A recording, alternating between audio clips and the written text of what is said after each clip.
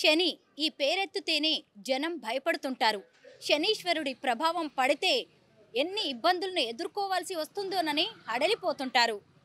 కానీ ఆయనే కరుణిస్తే, ఆయనకు తగిన పూజలు చేస్తే ఎవరైనా ఎంత పెద్ద ఇబ్బందుల నుంచైనా గట్టెక్కగలరు.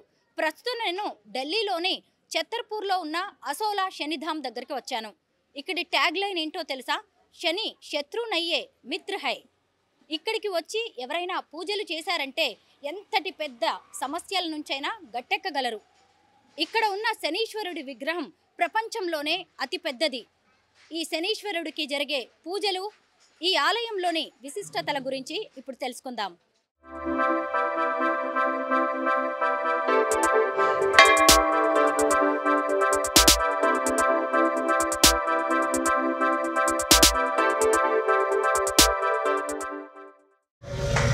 శనిధామ్ ప్రాంగణంలోకి మనం ప్రవేశించగానే ఇక్కడ ఒక భారీ గంట ఉంటుంది. భక్తులు ఇక్కడికి రాగానే ఈ గంటని మోగిస్తారు. అంటే ఈ గంటని మోగించడం అంటే శనీశ్వరుడి హృదయాన్ని తాకడం అన్నట్టుగా భావిస్తుంటారు. ఇక్కడ శనీశ్వరుడి దర్బార్ ఉంటుంది. ఆయన 8 రకాలుగా 8 వాహనాలపై ఆసీనులై ఉన్నారు. ఇటువైపు అంటే ఉత్తర దక్షిణ ధ్రువాల్లో దక్షిణం వైపు ఆయన ఆసీనులై ఉన్నారు. కుడివైపు చూస్తే రకరకాల వాహనాలపై రకరకాల ఆయుధాలతో ఆయన మనకు దర్శనమిస్తూ ఉంటాడు. ఈయన అశుభాలను కలిగించే శనీశ్వరుడుగా చెబుతూ ఉంటారు. ఇక్కడికి రాగానే ముందుగా మనకి నీళ్లతో నింపిన బిందె కనిపిస్తుంది. దీన్ని కలశంగా భావిస్తారు. నల్లటి గుడ్డలో ఇక్కడ ఒక కొబ్బరికాయని చుట్టి పెట్టారు. అలాగే ఎప్పుడూ ఇక్కడ ఒక దీపం వెలుగుతూ ఉంటుంది.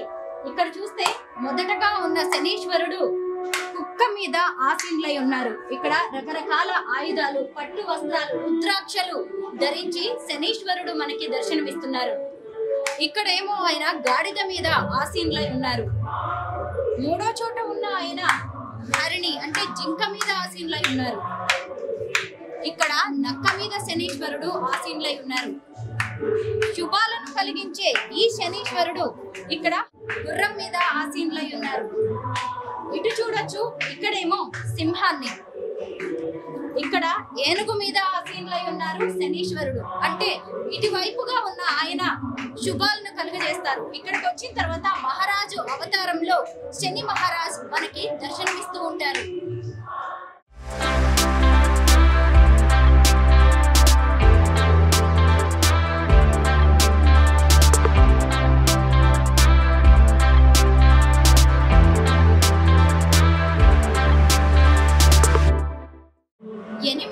వాహనాల మీద ఆసీనుడై ఉన్న శనీశ్వరుడి దర్బార్లో మనకి అనేక రకాలైన ఇత్తడి గంటలు కనిపిస్తూ ఉంటాయి. ఈ శని దర్బార్ దాటగానే మనకి ఇక్కడ కాలభైరవుడు కుక్క వాహనం మీద ఆసీనులై కనిపిస్తూ ఉంటారు. మళ్ళీ అటువైపు చూస్తే అక్కడ కూడా కాలభైరవుడు శునకం మీద ఆసీనులై భక్తులకు దర్శనమిస్తూ ఉంటారు. ఇక్కడ కూడా మనకి కలశం కనిపిస్తూ ఉంటుంది. ఈ ఇద్దరి కాలభైరవ విగ్రహాల దర్శనం చేసుకున్న తర్వాత మనం ఇక్కడ శనీశ్వరుడి దగ్గరికి వెళ్తాము. శనీశ్వరుణ్ణి మనం ఇక్కడ చూడవచ్చు. ఆయన ఎంత విభిన్నంగా కనిపిస్తున్నారో. ఇక్కడ భక్తులు దీపాలు వెలిగించి తమ పాపాలను పరిహరించాలని శనీశ్వరుణ్ణి కోరుతూ ఉంటారు. ఇక్కడ రకరకాల పూజలు జరుగుతూ ఉంటాయి. శనీశ్వరుణ్ణి ప్రసన్నం చేసుకునేందుకు అనేక శ్లోకాలను పఠిస్తూ ఉంటారు. ముఖ్యంగా ఇక్కడ ఆవ నూనె అలాగే నువ్వుల నూనెతో ఈయనకి తైలాభిషేకం చేస్తూ ఉంటారు. శం శనైశ్వరాయ నమః అంటూ శ్లోకాలు పఠిస్తూ తమ ఇబ్బందుల్ని, కష్టాలను తొలగించాలని భక్తులు శనీశ్వరుణ్ణి కొలుస్తూ ఉంటారు. 51 అడుగుల ఎత్తున్న శనీశ్వరుడి విగ్రహం ఎంతో కన్నుల పండుగగా భక్తులకు దర్శనమిస్తూ ఉంటుంది. ఆయన్ని చేరుకోవడానికి ఇక్కడ ప్రత్యేకంగా మెట్లను ఏర్పాటు చేశారు. అక్కడికి వెళ్ళడానికి ముందుగానే శివ భగవానుడి అనుగ్రహాన్ని, ఆయన దర్శనాన్ని భక్తులు చేసుకుంటూ ఉంటారు. అలాగే ఇక్కడ చూస్తే ముందుగా నందీశ్వరుడు కనిపిస్తూ ఉంటారు. నందీశ్వరుణ్ణి దాటుకుని మనము శివుడి దర్శనానికి వెళ్తాము. ఈ శివుడి ఆలయ ప్రాంగణం ఎంత బాగుంటుందో. ఇక్కడికి రాగానే స్వామివారు లింగాకారంలో ఎంతో అద్భుతంగా దర్శనమిస్తూ ఉంటారు. భక్తులు ముందుగా ఇక్కడ పూజలు చేసుకున్న తర్వాత జ్యోతిర్లింగాల దర్శనం చేసుకుంటారు. మొత్తం ఇక్కడ 12 జ్యోతిర్లింగాలను ఏర్పాటు చేశారు. ఈ జ్యోతిర్లింగాలకు పూజలు చేస్తే, అర్చనలు చేస్తే మొత్తం జ్యోతిర్లింగాలకు వెళ్ళి దర్శనం చేసుకుని పూజ ఫలితం ఇక్కడ కలుగుతుందని చెప్తున్నారు. చూడొచ్చు, ఈ జ్యోతిర్లింగాలు ఒక్కొక్కటి ఎంతో అద్భుతంగా భక్తులకు దర్శనమిస్తున్నాయి. మరొక వైపు ఇటు చూస్తేనేమో లోహంతో తయారు చేసిన అనేక విగ్రహాలు ఇక్కడ ఉన్నాయి. వారాహి అమ్మవారి భక్తులకు ఎంతో మంచి అనుగ్రహాన్ని కలుగజేస్తుంది. ఇటు చూస్తే శివుడు ఎంతో ప్రసన్న వదనంతో తపస్సమాధిలో ఆయన మనకు కనిపిస్తూ ఉంటారు.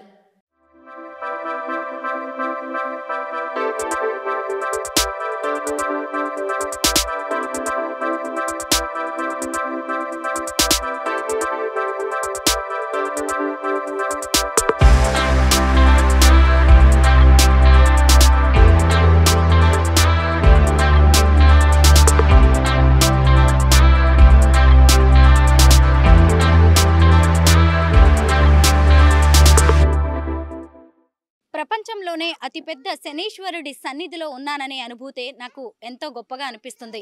ఆయన ఎంతో గొప్పగా భక్తులకు అనుగ్రహం ఇస్తున్నారు. రంగురంగుల వస్త్రాలు ధరించి ఒక చేతిలోనేమో గద, ఇంకొక చేతిలోనేమో త్రిశూలం ధరించి భక్తులకు ఆయన దర్శనమిస్తున్నారు. మీరు ఇక్కడ చూడొచ్చు, ఎక్కడెక్కడి నుంచో వచ్చిన భక్తులు స్వామివారి పాదాల వద్ద పూజా సామాగ్రి ఉంచి ఆయన పాదాలకు తలను శిరస్సు వంచి మరీ నమస్కరిస్తున్నారు. అలాగే పూజా సామాగ్రిని ఆయనకు సమర్పించడమే కాకుండా తమకు తోచినంత విరాళాలు కూడా స్వామివారికి సమర్పిస్తున్నారు. శనివారం శనీశ్వరుడికి ఎంతో ప్రీతిపాత్రమైన రోజు. ఆయన దర్శనానికి శనివారం పూట భక్తులు ఎంతో పెద్ద క్యూ లైన్లో వస్తుంటారు. 2003 మే 31వ తారీఖున ఈ శనిధామ్ను ఏర్పాటు చేశారు. ఇక్కడ ఒక NGO పనిచేస్తూ ఉంటుంది.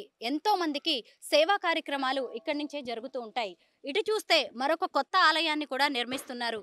అక్కడ శని సరోవర్ కూడా ఉన్నట్టుగా చెప్తున్నారు. అయితే ఇది ఓపెన్ అవ్వడానికి ఇంకొంచెం టైం పడుతుందని చెప్తున్నారు. అలాగే ఈ శనిధామ్ ఆధ్వర్యంలో గోశాల కూడా నడుస్తుంది. ఇక్కడ ఎంత ప్రశాంతంగా ఉందో శనిధామ్. మామూలుగా శనీశ్వరుడు అంటే చాలు అందరూ భయపడుతుంటారు, ఆందోళన చెందుతుంటారు, ఆయన పేరెత్తడానికి కూడా ఆలోచిస్తూ ఉంటారు. అలాంటి శనిధామ్ ఎంతో ఆధ్యాత్మికంగా ఎంత ప్రశాంతంగా ఉందో భక్తులకు ఎక్కడలేని ధైర్యాన్ని ఇస్తుంది.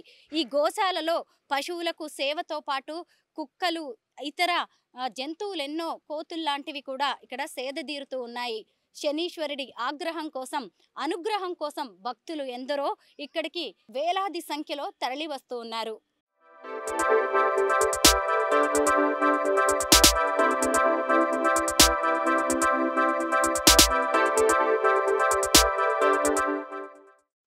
शनिवार के दिन हम छतरपुर से यहाँ फतेहपुर बेरी जो ओसला में शनि महाराज का मंदिर है, यहाँ पर अपने परिवार के साथ हम दर्शन करने आए हैं।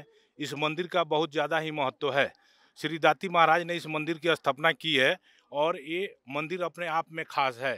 यहाँ शनि भगवान की 75 फुट जो है प्रतिमा का अनावरण किया गया है और यहाँ लाखों संख्या में भक्त आते हैं और शनि भगवान की दर्शन करते हैं। जो भी भक्त अपनी आस्था लेकर के शनि भगवान की पूजा करते हैं उनका मनोकामना पूरा होता है और वो हमेशा शनि भगवान का दर्शन करने हर एक शनिवार के दिन आते हैं।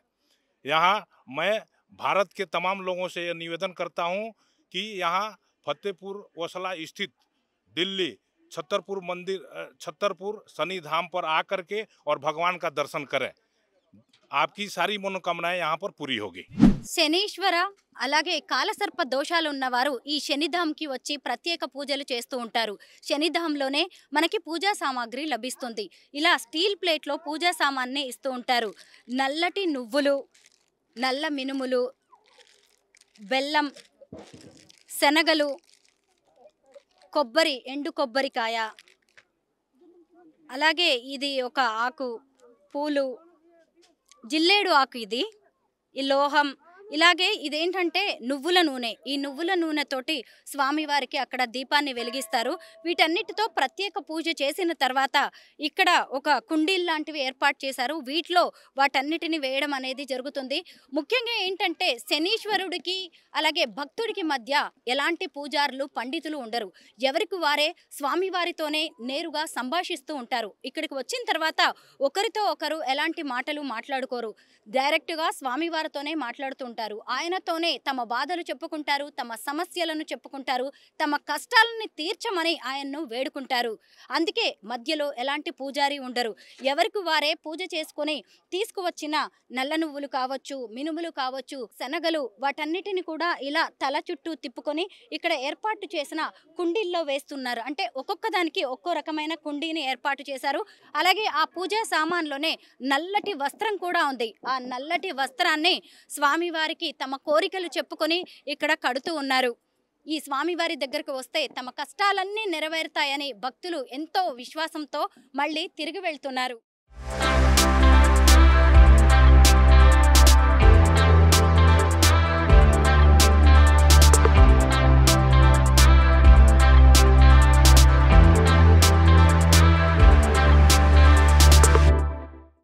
శనిధాంకి ఎదురుగానే మరో ప్రాంగణం ఉంటుంది. ఇక్కడ నవగ్రహాలు, అలాగే కాళీమాత, శనీశ్వరుడు రెండు విధాలుగా ఆసీనులై ఉంటారు. ఒకచోటేమో శనీశ్వరుడు దున్నపోతు మీద ఆసీనులై ఉండగా మరోవైపు డేగ మీద కూర్చుని ఉన్నారు. భక్తులు తాము తీసుకొచ్చిన ఆవ నూనె, నువ్వుల నూనెను స్వామివారికి సమర్పిస్తూ ఉంటారు. ఇక్కడ ప్రత్యేకంగా పూజారులు ఎర్రటి వస్త్రాలు ధరించి ఉన్నారు. అంటే ఎర్రటి వస్త్రాలు ధరించిన వారు మాత్రమే స్వామివారికి ఆ నూనెతో తైలాభిషేకం చేయాల్సి ఉంటుంది. నేను ఎరుపు రంగు చీర ధరించి ఉండడం వల్ల స్వామివారికి తైలాభిషేకం చేసే అవకాశం వచ్చింది. మరి ఇటువైపు చూస్తేనేమో కాళీమాతకు ఎదురుగా కొన్ని కడాయిల్లో నువ్వుల నూనె, ఆవ నూనెను పెట్టి ఉంచారు. పూజ తర్వాత దీన్ని తీసుకెళ్లి శనీశ్వరుడికి సమర్పించడం, తైలాభిషేకం చేయడం అనేది జరుగుతుంది. ఇక్కడికి ఎక్కడెక్కడి నుంచో భక్తులు వచ్చి రకరకాలైన పూజలు, దోష నివారణ, అర్చనలు చేయించుకుంటూ ఉన్నారు. అలాగే తమ కోరికలు తీరాలని, తమ బాధలు, సమస్యల నుంచి గట్టెక్కాలని స్వామివారిని నిండు మనసుతో వారందరూ కోరుకుంటూ ఉన్నారు.